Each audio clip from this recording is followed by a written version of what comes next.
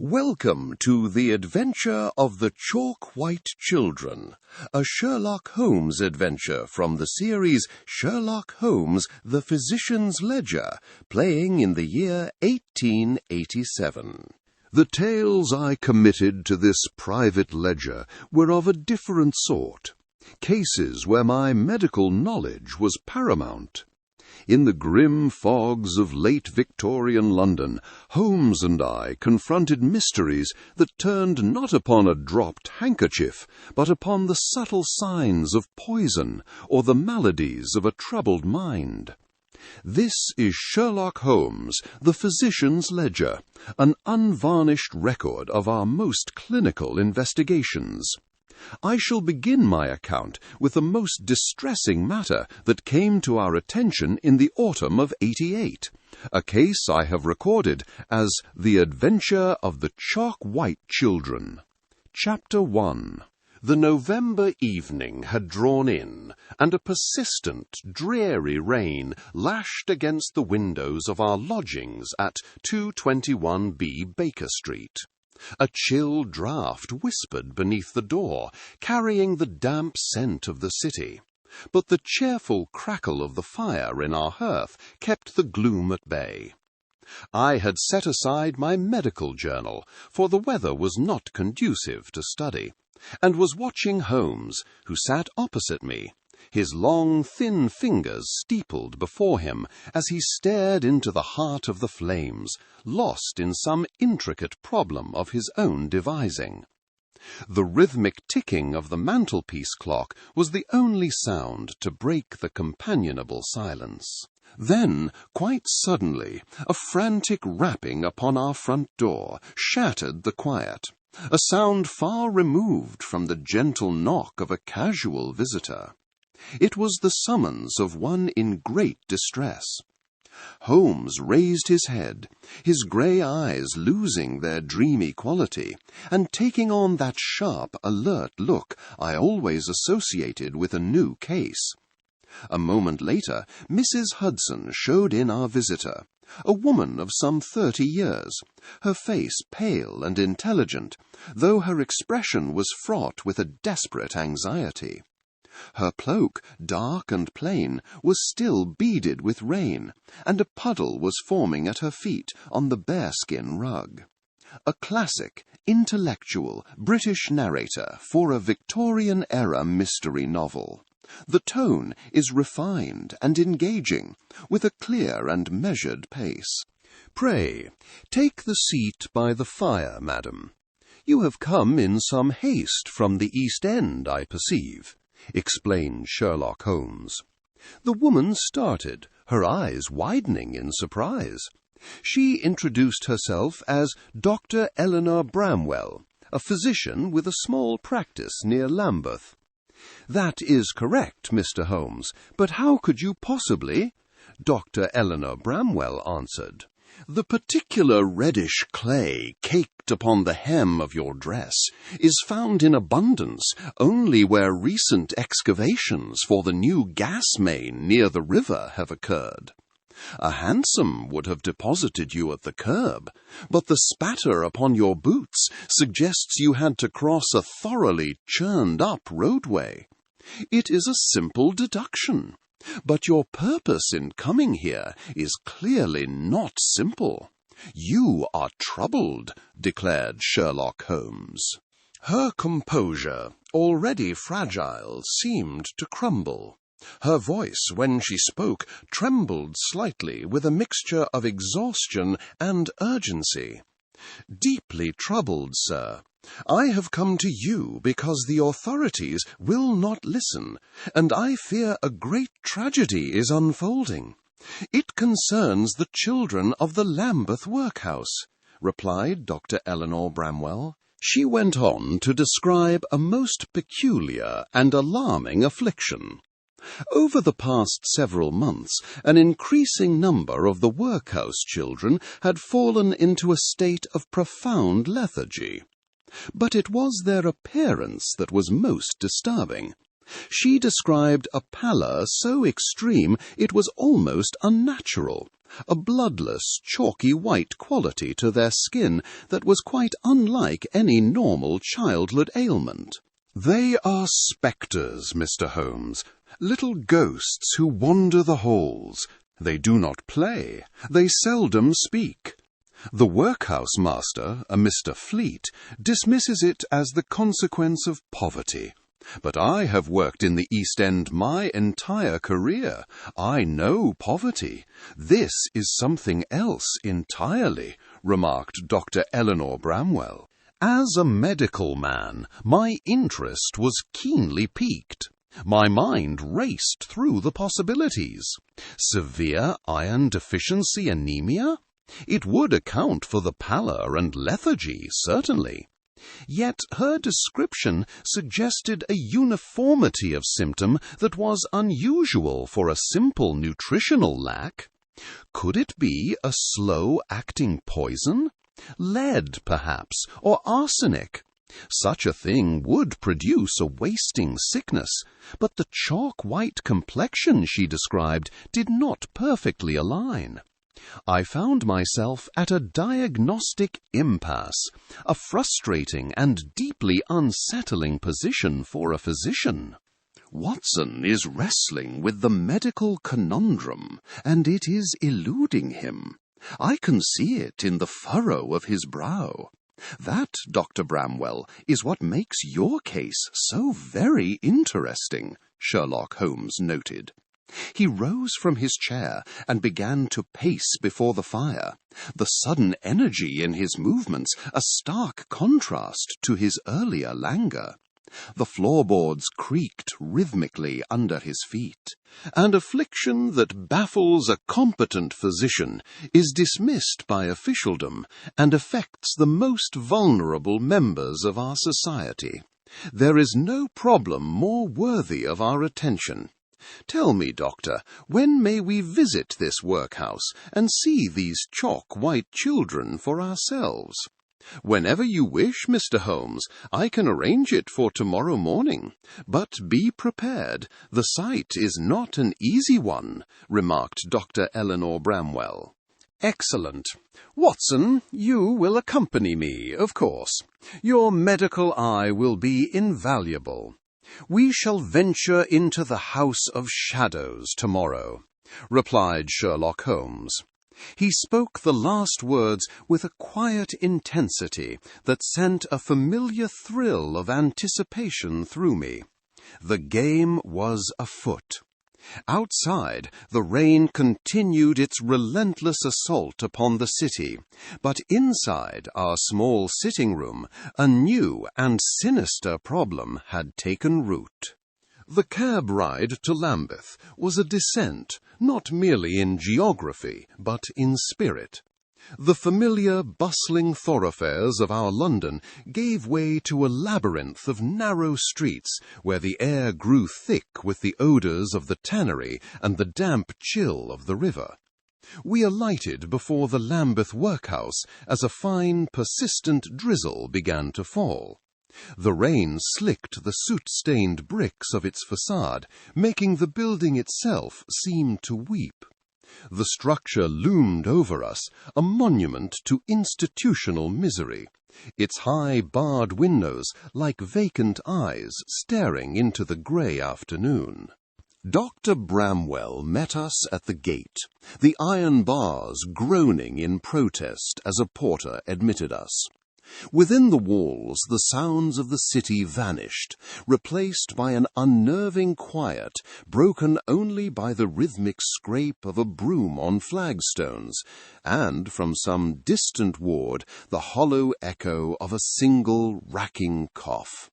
The very air was a palpable thing, heavy with the scent of boiled cabbage and the sharp, clean smell of carbolic acid, a combination that spoke of a constant losing battle against decay. "The master, Mr. Fleet, is expecting you. Be prepared, gentlemen. He does not welcome scrutiny," said Dr. Eleanor Bramwell. Her voice was low and taut, a whisper in the cavernous entryway. She led us to an office where a man sat hunched over a large ledger. Mr. Josiah Fleet was a gaunt figure with a face of severe angles and eyes that seemed to calculate the cost of every glance. He rose slowly, his starched collar creaking with the movement. "Mr. Holmes, I confess I am at a loss as to why Scotland Yard concerns itself with the common ailments of paupers." Mr. Josiah Fleet answered. His tone was as dry as old parchment, each word clipped and precise. "I am not from the Yard, Mr. Fleet. I am here as a private citizen, intrigued by a medical puzzle. Dr. Bramwell speaks of a malady of remarkable uniformity, a thing quite contrary to nature's usual caprice." Sherlock Holmes responded, "Dr. Bramwell is a woman of considerable sentiment. Poverty is the malady, sir, the cure for which is hard work and a strong constitution, commodities in short supply amongst this class of person," answered Mr. Josiah Fleet. He gestured dismissively towards the door, as if the children themselves were a mere administrative inconvenience. As he did so, I saw Holmes's eyes flicker for a fraction of a second, not to the door, but to the man's cuff-link, a small, exquisitely detailed piece of polished jet, an item of far greater expense than a workhouse master's salary should permit. "Then you will not object if my colleague, Dr. Watson, and I observe the children in their common room. A purely medical observation, I assure you," Sherlock Holmes said. Fleet offered a curt, ungracious nod. The common room was a vast, cold hall that amplified every small sound into a melancholy echo. The shuffling of worn shoes on the bare floorboards, the thin clatter of a wooden toy dropped by a listless hand, each noise underscored a profound and dreadful silence. And there they were, dozens of them. I have seen illness in the hospitals of London and on the battlefields of Afghanistan, but I had never witnessed anything quite like this. They were not merely pale, they were devoid of colour, their skin a flat, chalky white that seemed to absorb the drearing light. They sat on hard benches, some staring at nothing, others huddled together, yet without any of the vibrancy or chatter of childhood. I saw not children, but ghosts in the making. My medical mind reeled, searching for a diagnosis that could encompass such a uniform and unnatural state. It was anemia, yes, but of a depth and character I had never before encountered. It was as if something actively drained the very essence of life from them. Holmes stood beside me, his face grim, his gaze sweeping the room, not with a physician's eye, but with the intense focus of a hawk. He observed the room, the children, the very air itself. "Note it, Watson. Not a single rosy cheek, not one cry, not one laugh. This is not the work of poverty alone. This is systematic. It is a manufactured blight," replied Sherlock Holmes. His voice was a low murmur, barely audible above the whisper of the draught that snaked across the floor. The profound stillness of the room, the sight of those spectral children, these things were chilling enough. But it was the cold certainty in my friend's words that sent a true shiver through me, a cold that had nothing to do with the damp air of the workhouse. A manufactured blight. The phrase hung in the air, terrible in its implication, and I knew our investigation had only just begun. Following Mr. Fleet's curt nod, we entered the great dining hall. The air, thick with the scent of boiled cabbage and damp stone, pressed down upon us. 100 pale faces turned in silent unison, then returned to the thin gruel in their bowls. Only the scrape of pewter spoons against crockery and the hollow echo of a cough broke the silence of the cavernous room. While Holmes's hawk-like gaze swept the architecture, my own attention fell upon the children themselves.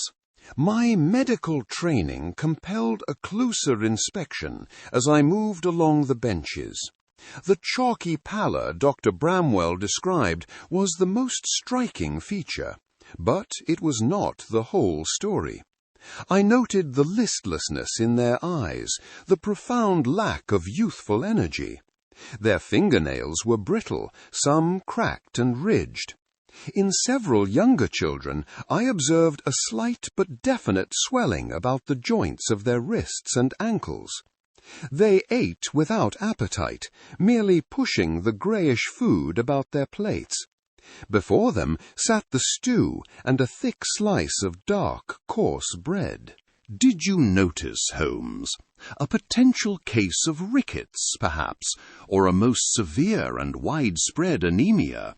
Yet the symptoms do not align perfectly with either diagnosis, Dr. John Watson added.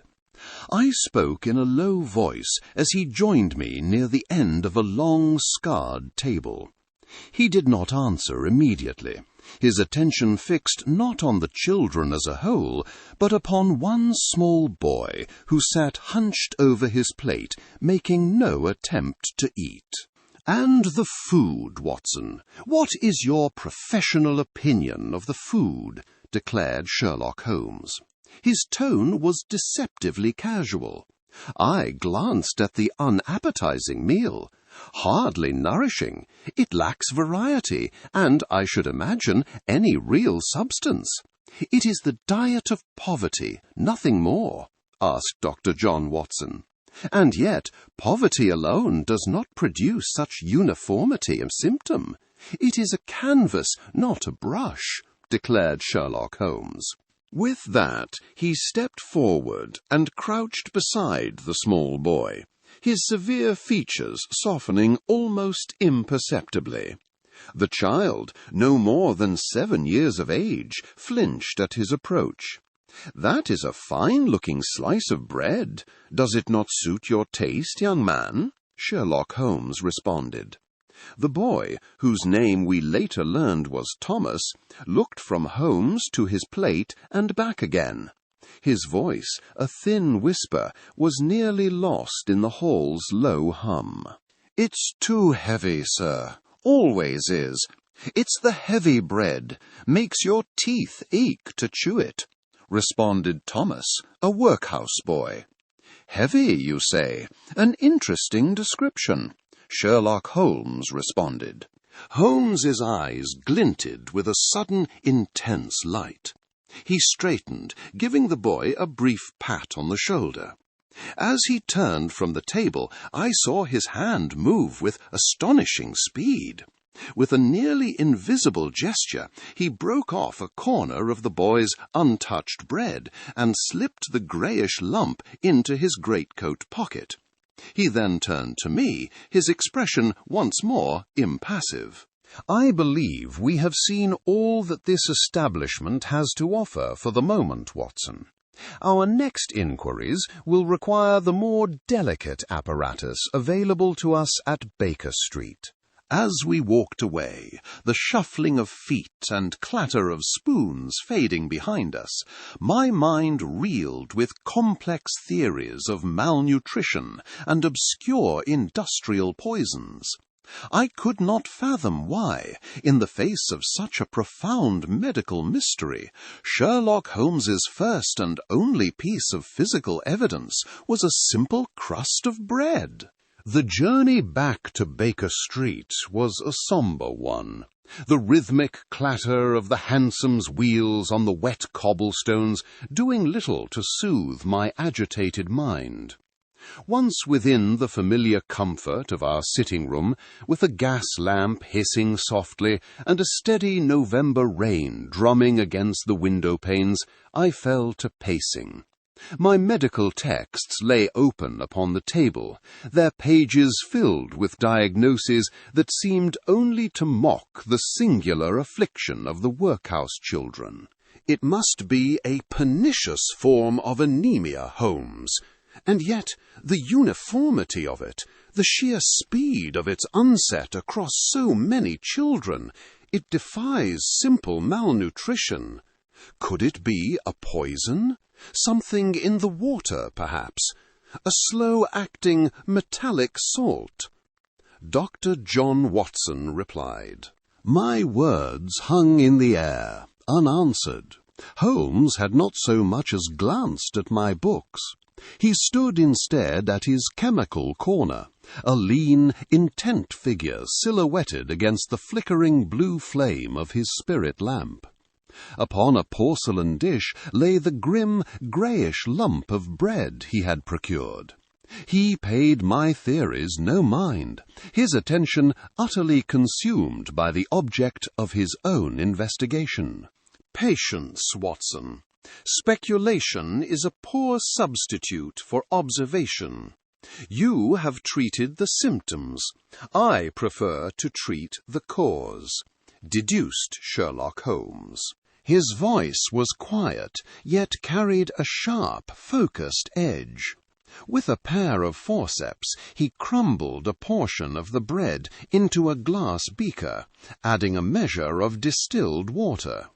A glass rod scraped against the beaker's side as he stirred. The sound was a sharp counterpoint to the soft hiss of the rain. The mixture became a cloudy, unwholesome gruel. He then set up a funnel with filter paper, and I watched, fascinated, as he poured the contents through it. A clear liquid dripped slowly, methodically, into a flask below, leaving a thick, pasty residue behind in the paper. He worked with the silent precision of a master craftsman. His long, nimble fingers performed each step of the analysis with unwavering steadiness, drying the residue over the gentle heat of his lamp until it became a fine, greyish powder. Scraping a portion into a test tube, he added a single drop of acid. It produced a faint but distinct effervescence, a tiny hiss that, to my friend, was more eloquent than any medical text. Interesting. A carbonate of some description, but not, I think, the primary culprit, remarked Sherlock Holmes. He took another sample of the dried powder, placing a minuscule amount upon a glass slide. He slid it onto the stage of his powerful brass microscope, bent his head to the eyepiece, and adjusted the focus with delicate turns of a polished knob. The only sounds in the room were the ticking of the mantel clock and Holmes's soft, controlled breathing. An eternity seemed to pass in that silence. At last he straightened up, a grim light of triumph in his eyes. "Come, Watson, have a look. Tell me what your medical eye makes of this," deduced Sherlock Holmes. I moved to the instrument and peered into the lens. The magnified view was startling. I had expected to see the soft cellular structure of ground wheat. Instead, the field was dominated by a multitude of fine, white, needle-like crystals, inorganic and sharp. They were utterly alien to the composition of bread. "Good heavens, Holmes, what is it?" "It is grit, some sort of mineral dust," responded Dr. John Watson. "Precisely. It is known colloquially as plaster of Paris, more accurately, calcium sulfate, a cheap, heavy powder used by the most villainous of tradesmen to add fraudulent weight to their flour. It is indigestible. It leaches the very life from the body. It accounts for the pallor, the listlessness, and the boy's complaint of heavy bread that makes the teeth ache, Sherlock Holmes observed sharply. He spoke with a cold fury that was more chilling than any outburst. He stepped away from the microscope and crossed to his desk, where lay the ledgers and documents he had requested from Dr. Bramwell. His finger traced a line across a page of accounts. The workhouse sources all its flour from a single supplier, the Blackwater Mill, owned by a Mr. Alistair Finch. I believe it is high time we discovered if Mr. Finch's profits are as unnaturally heavy as his flour, replied Sherlock Holmes. Holmes pushed back from his microscope with a sudden sharp scrape of his chair against the floorboards. The energy that had held him in a state of intense concentration now seemed to radiate from him, filling our small sitting room with a tension one could almost taste. He straightened up, his eyes alight with the fierce gleam I knew so well. "It is not a poison in the conventional sense, Watson. It is something far more insidious, a systematic adulteration. The workhouse ledgers, if you please. Dr. Bramwell had the foresight to make a copy of their recent expenditures," explained Sherlock Holmes. He snatched the papers from the mantelpiece and spread them across the table, his long, thin finger tracing a column of figures. The scratching of his nail on the paper was the only sound to break the sudden, heavy silence for a full minute. "Here, and here again. Miller and Sons, purveyors of fine flour. A consistent supplier with remarkably consistent pricing, even when the grain markets fluctuate. A business either extraordinarily foolish or extraordinarily fraudulent." "I suspect the latter," Sherlock Holmes observed sharply. Within the hour, I found myself in a cab, rattling towards the grimier districts south of the river. The man beside me was no longer Sherlock Holmes, the consulting detective. In his place sat a surly, flour-dusted figure in rough tweeds, his face set in a permanent scowl.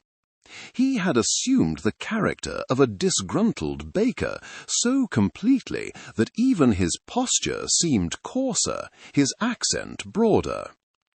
The mill itself was a behemoth of brick and soot, vibrating with the ceaseless, thunderous groan of its internal machinery.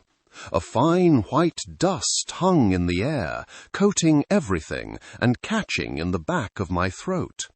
Holmes led the way into a yard where several hulking men were loading sacks onto a dray, their shouts barely audible over the din. My friend approached them, his voice a belligerent rasp that, to my surprise, carried remarkably well over the din. "Another short-waited delivery. I'll be ruined before Michaelmas. Is there an honest miller left in all of London?" declared Sherlock Holmes. The largest of the men, a giant with sweat-plastered hair, turned and spat a brown stream of tobacco juice near Holmes's boots. His reply was a low growl. "Weights are weights, Baker. If you can't make a profit, that's your own affair," said mill worker. Holmes leaned in, his tone dropping to a conspiratorial grumble that invited confidence. "My affair is that the competition undercuts me at every turn. A man needs an edge. Tell me, where does a fellow find a cheaper blend? Something with a bit of filler, perhaps, to stretch the profits. I'm not proud," Sherlock Holmes said. The workers exchanged glances. The giant chuckled, a coarse, rumbling sound. He gestured with his thumb towards a separate, smaller shed from which a different, greyer dust seemed to emanate. You want the special, do you? That's for preferred customers. Got to have an arrangement. Like Mr. Fleet over at the workhouse. He knows how to save a shilling. Gets his delivery direct from the back store, he does. A very profitable friendship, that one, remarked mill worker. The name, spoken aloud in this grimy yard, struck me with the force of a physical blow. Holmes merely nodded, his eyes fixed on the shed. As if by accident, he stumbled against a stack of sacks near the shed's entrance, and in recovering his balance, his hand dipped into a partially open bag. He came away with his fist clenched, a fine grey powder clinging to his cuff. He muttered a curse about his clumsiness, and after a few more feigned complaints, we took our leave. Once we were clear of the mill's oppressive noise, the rumble of our cab a welcome relief, Holmes opened his hand.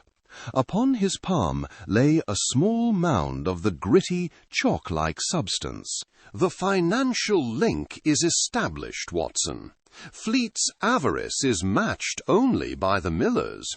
But this powder, it is one thing to identify a substance, and quite another to understand its precise physiological toll.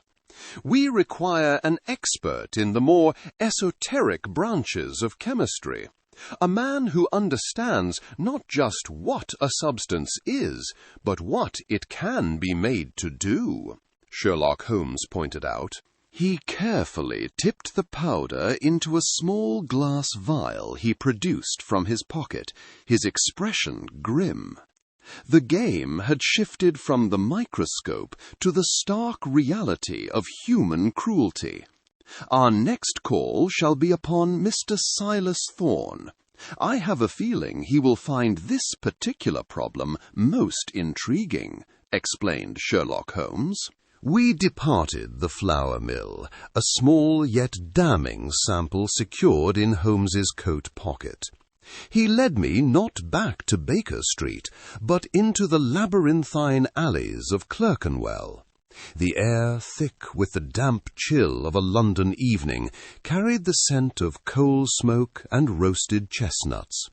Our footsteps echoed on the wet flagstones until we stopped before a modest shop front, its windows filled with murky glass jars and anatomical charts. A small swinging sign read, "Silas Thorne, Pharmaceutical Chemist." Holmes pushed open the door. A small brass bell jangled sharply overhead, announcing our arrival into a world of pungent, conflicting odours, carbolic acid, dried herbs, and old paper. A thin, stooping man with spectacles perched on the end of his nose emerged from a back room, wiping his ink-stained fingers on a worn apron. This was Silas Thorne, a man whose knowledge of esoteric chemistry was matched only by his discretion. His gaze flickered between us, sharp and appraising. "Mr. Thorne, your particular expertise is required for a matter of some delicacy," remarked Sherlock Holmes. Holmes wasted no time on pleasantries. From his pocket, Holmes produced a small folded paper. He carefully opened it upon the polished wooden counter, revealing its contents. Inside lay a small mound of a coarse, greyish-white powder, which looked for all the world like inferior flour. Thorne leaned forward, the gaslight glinting on his spectacles. He took a pinch between his thumb and forefinger, rubbing it with a practised motion. Then, with a cautious sniff, he brought it close to his nose. "Ah, an old scoundrel's trick, but executed with a certain ingenuity. One must almost admire the parsimony of it." Mr. Silas Thorne replied. His voice was dry as dust, utterly devoid of judgment, and yet the casual familiarity in his tone sent a slight shiver down my spine. Admiration can wait, sir. Identification is what I require. What is it? Sherlock Holmes observed sharply. Thorne shuffled to a nearby shelf and returned with a small glass vial containing a clear liquid. He let a single drop fall upon the powder. There was no dramatic fizz or plume of smoke, merely a subtle absorption and a slight hardening of the substance. He prodded the resulting paste with a wooden splint. It is, as I suspected, common plaster of Paris. Calcium sulfate, to be precise. Ground exceedingly fine to mix with the flour, I should imagine, responded Mr. Silas Thorne. Plaster of Paris. The word struck me with a physical force. I had set casts with the substance. The thought of it being introduced into food, into the very bread of children, was a monstrous concept. And its effect upon the human system? Specifically upon a child, if consumed regularly in small quantities, declared Sherlock Holmes. Holmes's voice was dangerously quiet, a cold counterpoint to the bubbling horror that was rising within me. Effect? It is not a poison in the classic sense. It is a thief. It offers bulk, but no sustenance. In the stomach, it would absorb water, impede digestion, and rob the body of what little nourishment it receives. The subject would waste away from the inside out, said Mr. Silas Thorne. His detached, lecturer's air only amplified the horror of his words. I saw again the listless, pale faces of the workhouse children, their unnaturally white skin. They would become weak, their bones brittle. Their complexion would take on a chalky, bloodless appearance.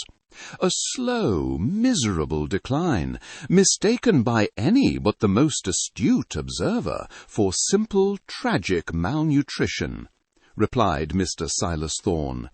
The chalk-white children. The name given them by Dr. Bramwell was not a flight of fancy, but a literal and terrible diagnosis.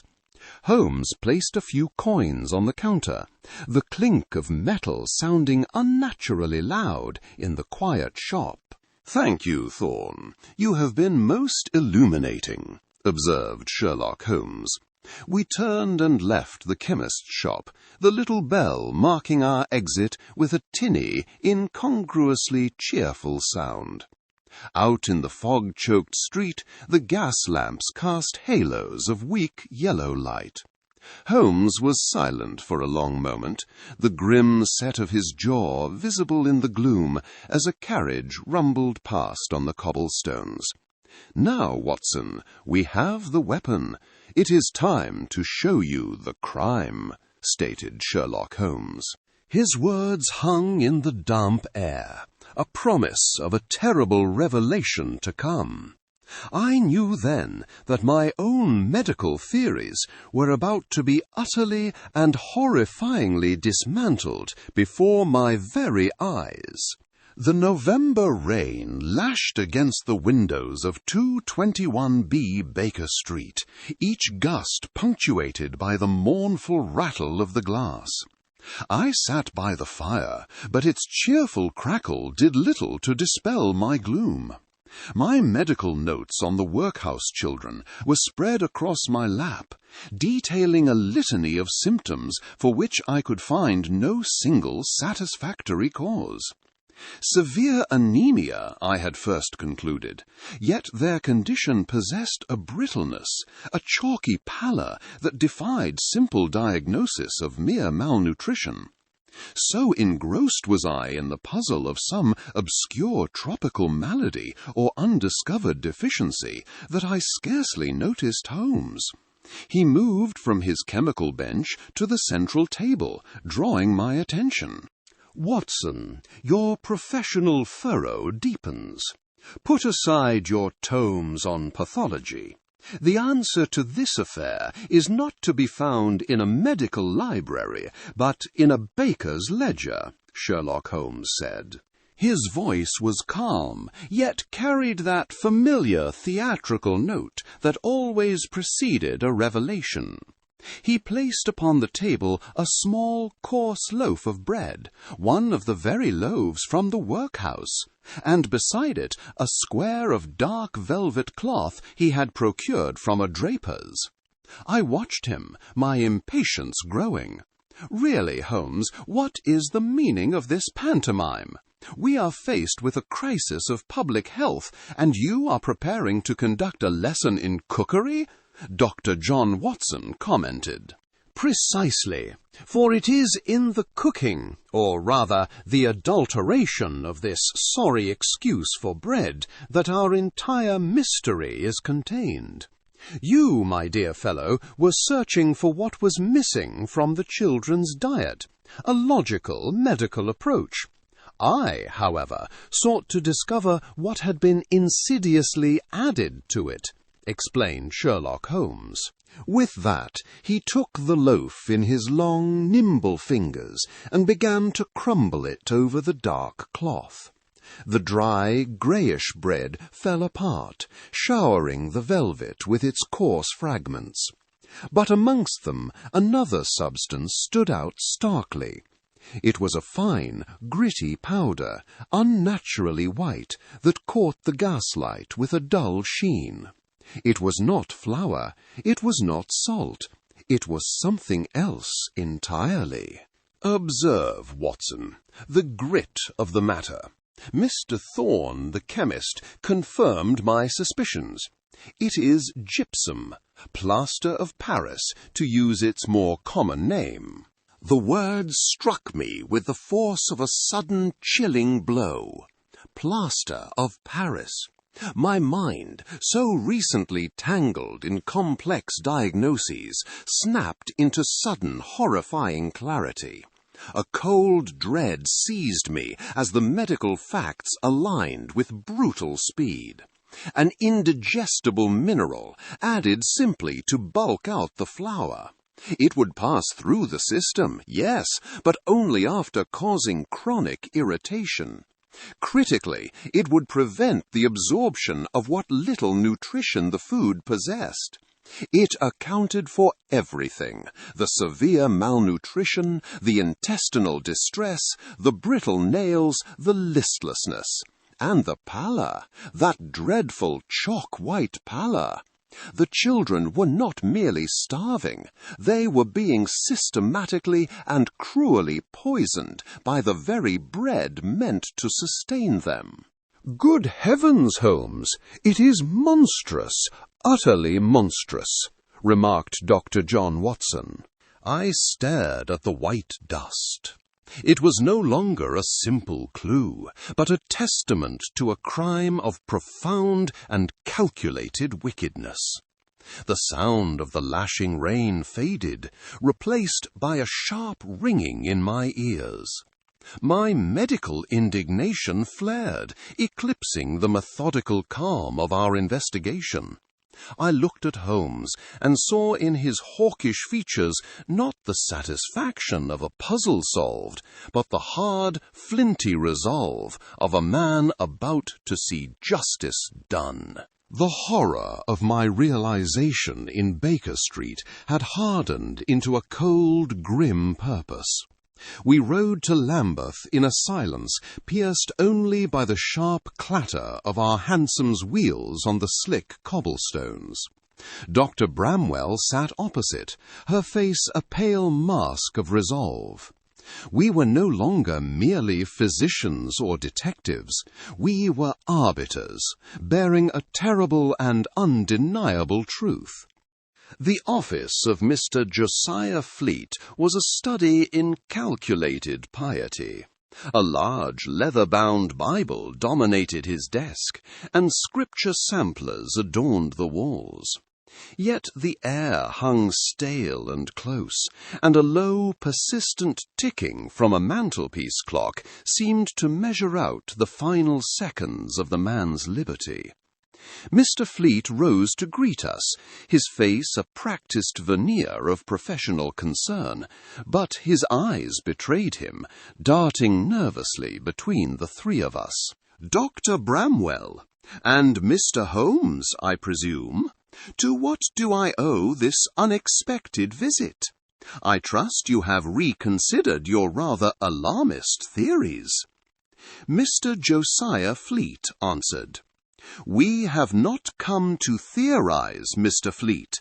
We have come for a confession," Sherlock Holmes noted. Holmes's voice was devoid of heat, as sharp and cold as a surgeon's scalpel. He deliberately placed 2 items upon the master's polished desk. The first was a small glass vial containing a fine chalk-white powder. The second was a thin ledger book I recognized from our earlier clandestine visit. The sudden scratch of Fleet's pen as he hastily put it down was the only sound in the room, stark against the abrupt quiet. I do not take your meaning, sir. Confession? This is an outrage," Mr. Josiah Fleet said. His protest was loud, but his voice cracked with a brittle quality. A fine sheen of sweat beaded on his brow. "The powder in this vial is plaster of Paris, a primary component of the bread you have been feeding the children in your care.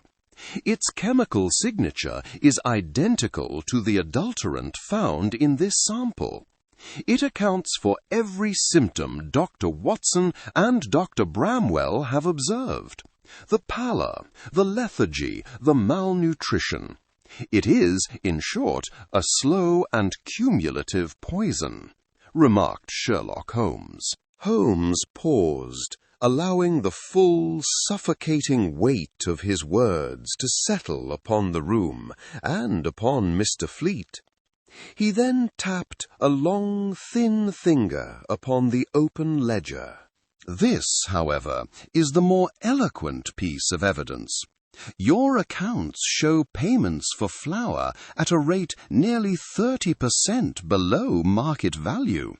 A remarkable bargain, were it not for the corresponding deposits made to your personal banking account, deposits which precisely match the amount saved by purchasing this inferior product. It is a simple and felonious arithmetic, Mr. Fleet," deduced Sherlock Holmes. The master of the workhouse sank into his chair, the springs groaning under his weight. The pious mask had shattered, revealing a face contorted by fear and avarice. His voice, when it came, was a reedy whisper. "You don't understand. The board, the cutbacks. I had to keep the institution solvent. It was necessary, a necessary measure for the greater good." Mr. Josiah Fleet replied, "The greater good. Look out that window, sir. Look at the faces of those children. There is no good in what you have done," responded Dr. Eleanor Bramwell. Her voice, though low, vibrated with a righteous fury that seemed to land more forcefully than any of Holmes's logic. The man flinched as if he had been physically struck. "Your pathetic justifications are of no interest to me, nor will they be to a judge. What I require now is the name of your supplier, the man who milled this poison and sold it to you," Sherlock Holmes said. Fleet stared down at his desk, his breathing coming in ragged bursts. The clock on the mantelpiece continued its merciless ticking. "His name, Mr. Fleet. A moment's cooperation now may be the only thing that stands between you and the hangman's noose." "The name," replied Sherlock Holmes. The wretched man finally looked up, his eyes swimming with defeat. He licked his dry lips, and the name came out in a choked, defeated rasp. "Davies, "It was Davies, of the Davies Milling Company," remarked Mr. Josiah Fleet. Holmes gave a curt, satisfied nod. His work here was concluded. He turned to me, his expression already hardening, his mind fixed upon the next step in this grim affair. "Watson, be so good as to fetch a constable. I believe Inspector Lestrade will take a particular interest in this matter. Our work is not yet finished," explained Sherlock Holmes. Mr. Fleet's confession hung in the stale air of his office, a foul and shocking thing. The workhouse master, his veneer of piety shattered, slumped in his chair, a man utterly undone. Inspector Lestrade, who had listened with a grim set to his jaw, stepped forward. The metallic click of handcuffs rang unnaturally loud in the sudden quiet. His voice was gravelly, thick with official finality. "Josiah Fleet, I am arresting you for the willful endangerment and poisoning of the children in your care. You will come with me," Inspector Lestrade replied. But as Lestrade's men moved to flank the disgraced master, Holmes raised a hand, his eyes alight with a fierce, unquenched fire. He spoke with a sharp, cutting urgency that commanded the attention of every man in the room. "No, Inspector, not yet. This is but the tail of the serpent. We must strike at its head, and we must do so now, before word of this arrest can spread," Sherlock Holmes said. Lestrade grumbled, his procedural instincts clearly offended. "The head? You mean this supplier, Davies? There will be time enough for him. My priority is the prisoner," answered Inspector Lestrade. Holmes countered, striding towards the door. "Time is precisely what we do not have. While you are occupied with paperwork, Davies will be burning his ledgers and fleeing the country. The root of this evil lies not in this house of misery, but in the place that grinds the very flour. We go to Davies Milling Company at once. Watson, our hansom." Sherlock Holmes responded. Lestrade, caught between duty and the undeniable force of Holmes's logic, hesitated for only a moment before gesturing to one of his constables. Leaving Fleet under guard, the inspector joined us, and soon our cab was rattling over the cobblestones towards the industrial haze of the riverfront. The air grew thick with the scent of coal smoke and damp grain. We pulled up before a large, soot-stained brick building from which a low, ceaseless rumble emanated, the sound of immense grinding stones turning within. We found Mr. Davies in a dusty office overlooking the factory floor.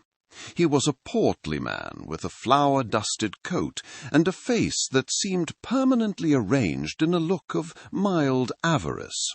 He rose, a false smile spreading across his lips as he saw the inspector. His voice was oily, attempting a tone of civic cooperation. "Inspector, to what do I owe the pleasure? I trust my business is in order," Mr. Davies replied. Holmes stepped past Lestrade, his presence seeming to shrink the room.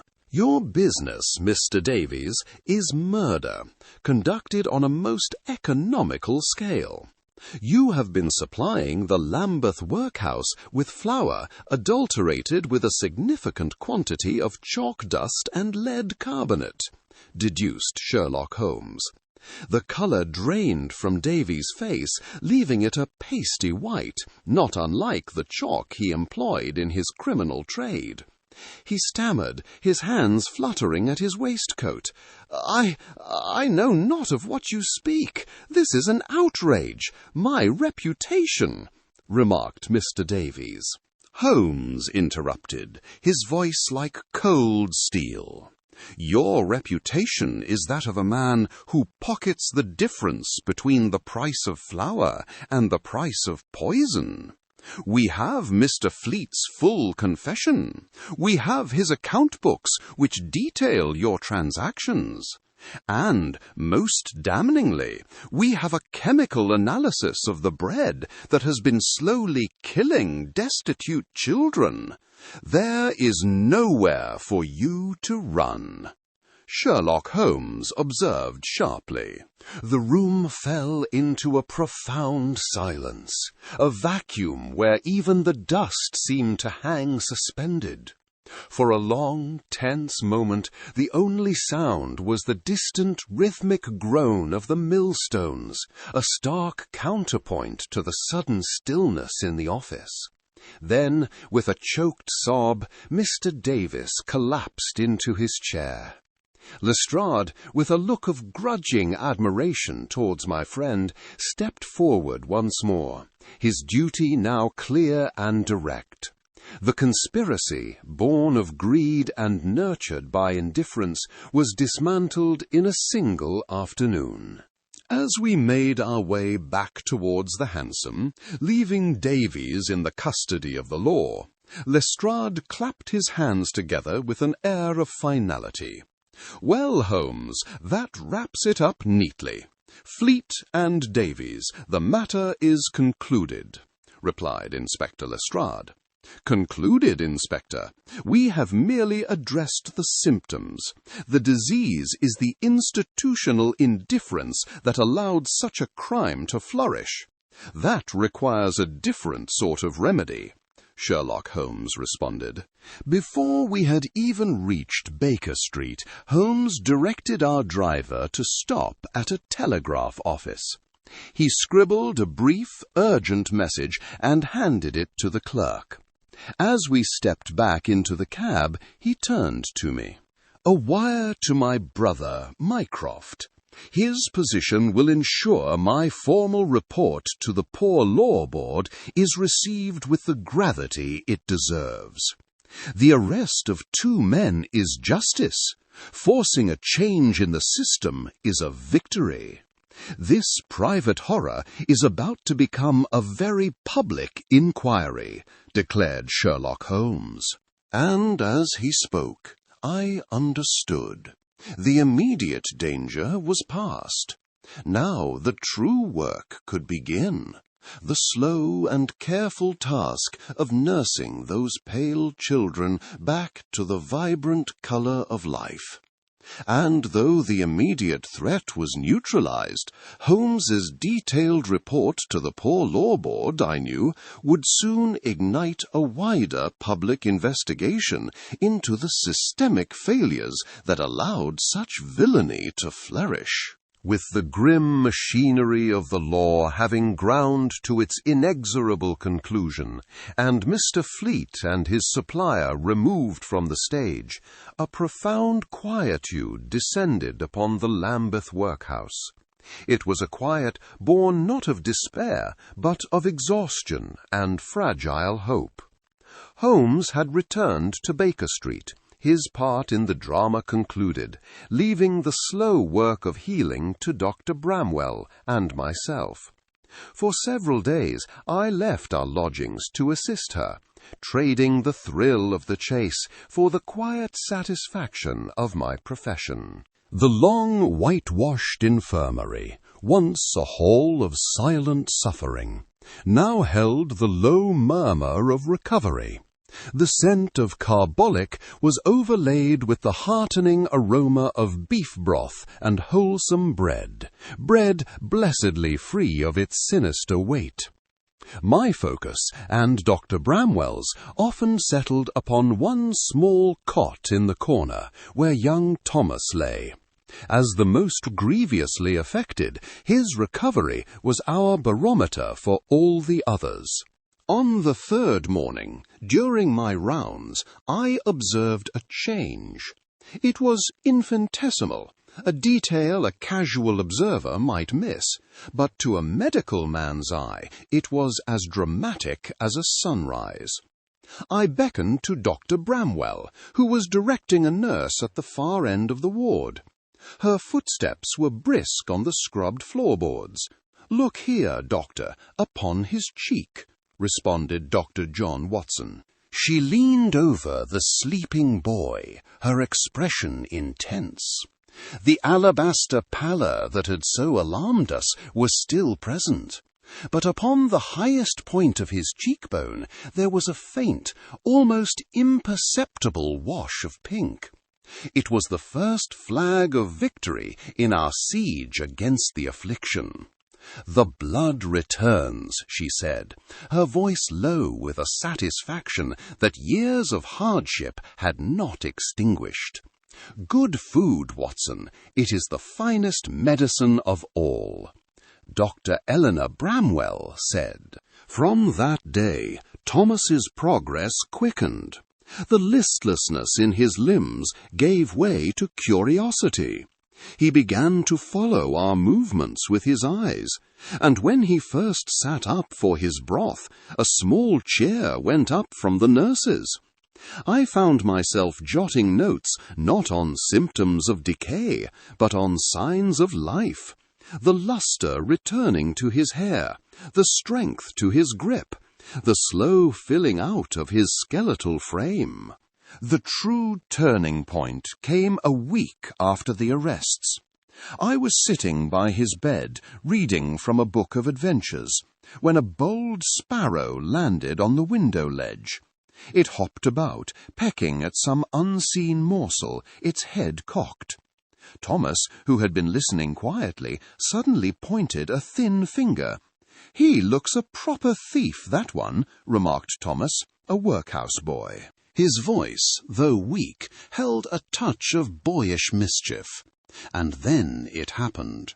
A sound I had not heard in this place, as alien as bird-song in a tomb. A short, genuine laugh escaped him. It was a rusty, unused thing, but it was a laugh nonetheless. It echoed for a moment in the quiet ward, and Dr. Bramwell, charting at her desk, looked up and met my gaze, a slow, weary smile spreading across her face. "There, Dr. Watson, that is our true evidence, better than any of Holmes's chemical tests." Dr. Eleanor Bramwell said. She was right. That simple sound was the final proof the poison was vanquished from body and spirit. In Thomas's recovery, we saw the promise of the same for them all. My work here was done. It was time to return to Baker Street, to the fog and the violin, and to my singular friend, who I knew would be contemplating the wider implications of this small, hard-won battle. The past week had been a tonic to my soul. To see the colour return to the cheeks of young Thomas, to hear a genuine laugh echo in the halls where only listless silence had reigned, was a reward greater than any fee.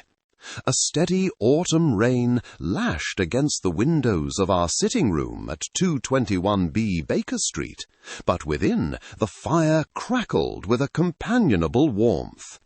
I felt a profound sense of satisfaction, a belief that we had fought a singular evil and had for once utterly vanquished it. "A case well and truly closed, Holmes? I cannot imagine a more satisfying conclusion," responded Dr. John Watson. Holmes did not look up from the formidable chemical tome spread across his knees. The flickering gaslight cast his sharp features in stark relief, his expression one of deep concentration rather than celebration. A thin wisp of smoke curled from the pipe clenched between his teeth. "You see a conclusion, Watson. I see merely a pause in hostilities," Sherlock Holmes responded. He closed the book with a soft thud that seemed to punctuate his sombre thought. "We have dealt with Mr. Fleet and his monstrous parsimony. We have exposed a single grubby strand in a vast and rotten tapestry. Do not mistake the mending of one tear for the reweaving of the whole cloth. The true enemy in this affair was not a man, but an idea. The insidious notion that profit can be quietly extracted from the slow decline of the helpless, deduced Sherlock Holmes. His voice was low and resonant, carrying a gravity that dispelled my comfortable mood. A brute with a cosh in a dark alley is a simple problem. Society knows how to deal with him. But a man with a ledger and a contract for adulterated flour, he is 100 times more dangerous. His violence is silent, distributed across dozens of victims who do not even know they are under attack. It is the crime of the respectable, Watson, and it is the most pervasive of all, Sherlock Holmes pointed out. Before I could frame a reply, a sharp, insistent rapping echoed from our front door below, cutting through the drumming of the rain. A few moments later, the shuffling tread of Mrs. Hudson on the stair was followed by a light tap on our own door. A young messenger, dripping from the downpour, delivered a small, stiff envelope into Holmes's waiting hand. He dismissed the boy with a coin, then held the missive to the lamp, examining the seal with a practised eye. The sender, he noted, was our recent acquaintance, the chemist, Mr. Silas Thorne.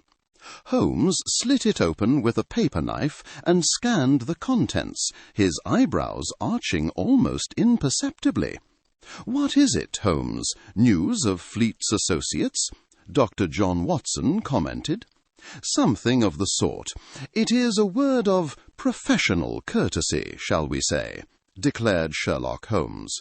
He held the single sheet of paper, and, in a voice devoid of inflection that made the words all the more chilling, read it aloud. The only sounds in the room were his steady tone and the hiss of the fire.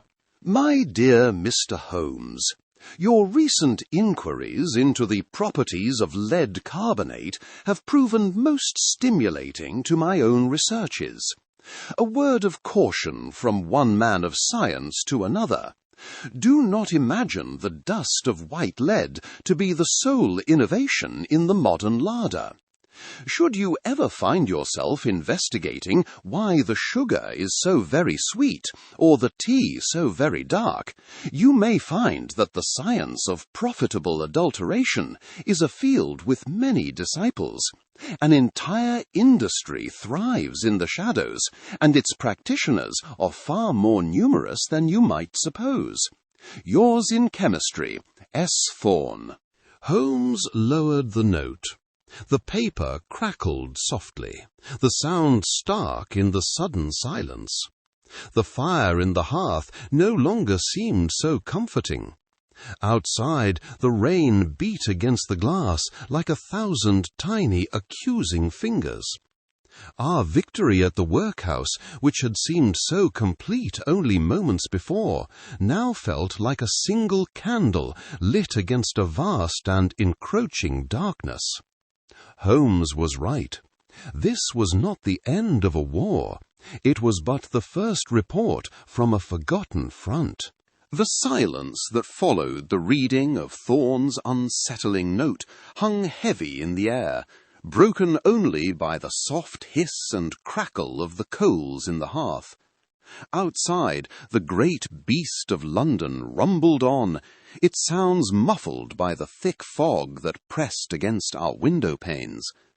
The grim reality of that chemist's message that the villainy we had uncovered was but one drop in an ocean of quiet avarice seemed to drain the very warmth from the room, leaving a chill in its wake.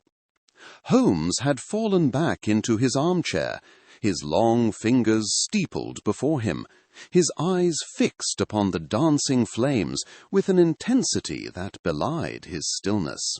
I studied my friend's sharp profile etched against the firelight. The case had been a harrowing one, and the memory of those poor, listless children remained a raw and troubling image. Yet through it all, Holmes had been the fixed point, the engine of logic that had driven us through the mire of deceit to the truth. "It is a remarkable thing, Holmes," I said at last, my voice sounding a trifle loud in the quiet room. "My own field, medicine, could only identify the malady. It took your science to unmask the malefactor," wondered Dr. John Watson. He turned his head slowly, his grey eyes losing their distant focus and settling upon me. A rare thin smile, almost imperceptible, touched his lips. "On the contrary, Watson, you mistake the sequence of events. Your contribution was not the starting point, but the very cornerstone of the entire affair. Without it, my own efforts would have been for naught," explained Sherlock Holmes. My surprise must have been evident, for he leaned forward, a spark of animation returning to his features. "Consider the facts. Dr. Bramwell came to us with a mystery, pale and listless children. It was your immediate and confident diagnosis of chronic anemia that set the first boundary. You saw the effect, the clinical result. My task was merely to trace that effect back to its cause. You gave me the what. I was left to find the how and the who. Had you diagnosed a contagion or some hereditary weakness, my investigation would have taken an entirely different and fruitless path," Sherlock Holmes observed sharply. He rose and moved to his chemical bench, picking up a glass slide. A faint, acrid scent of reagents still hung about that corner of the room. "This microscope," he continued, his tone becoming more professorial, "showed me the chalk dust, the inorganic adulterant in the bread. But it was your description of the children's lethargy, their pallor, their arrested development, that confirmed its physiological impact. The microscope identified the weapon, but your medical knowledge, my dear fellow, described the wound. The two are inseparable. It is the union of our methods that brought Mr. Fleet to justice." He placed the slide down with a soft click. The profound and genuine respect in his voice offered a gratification beyond any public accolade. He saw our partnership not merely as a great mind and his chronicler, but as a balanced instrument, each part essential to the other. "Then we shall consider the case of the chalk-white children well and truly closed," I said, feeling a warmth return that owed nothing to the fire. Dr. John Watson said, "Indeed." His reply was soft, yet held a note of finality. "A sordid business, but one which has yielded a satisfactory result.